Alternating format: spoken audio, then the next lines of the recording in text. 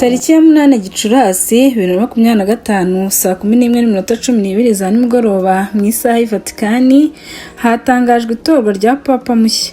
Umwotsi wera wagaragaye hejuru ya chapelle ya Sistine, abantu ibihumbi barashima. Amazina ye ni Papa Leo wa 14, akaba ari umunyamerika wa mbere mu mateka ya Kiliziya watorewe kuba umushumba wa Kiliziya Gatolika.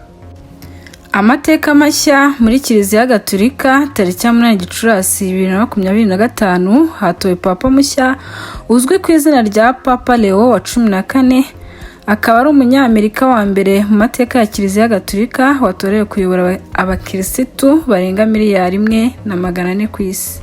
Amazina ye nyayo ni Robert Francis Prevost, yavukiye Chicago muri Leta Zunze Ubumwe za Amerika, afite imyaka 69, yabaye padiri, umuyobozi wa diocese muri Peru, ndetse afite ubwenegihugu bwa Peru.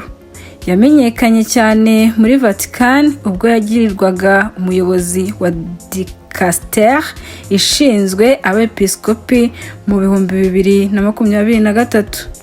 Itorwa rye ryabereye muri chapelle ya Sistine, aho abakardinali 133 bari bateraniye. Umwotsi wera wasohotse kuri Vatican, abantu ibihumbi bari bategereje, batanguranwa n'amarira y'ibyishimo. Papa mushya yahise ahabwa izina rya Papa Leo wa 14. Mu ijambo rye rya mbere, Papa Leo wa 14 yatangiye agira ati: "Amahoro abe muri mwe." Yavuze ko yifuza guharanira ubumwe n'amahoro muri Kiliziya no ku isi hose. Amateka yakozwe. Papa Leo wa 14 yanditse izina rye nk'umupapa wa mbere w'umunyamerika.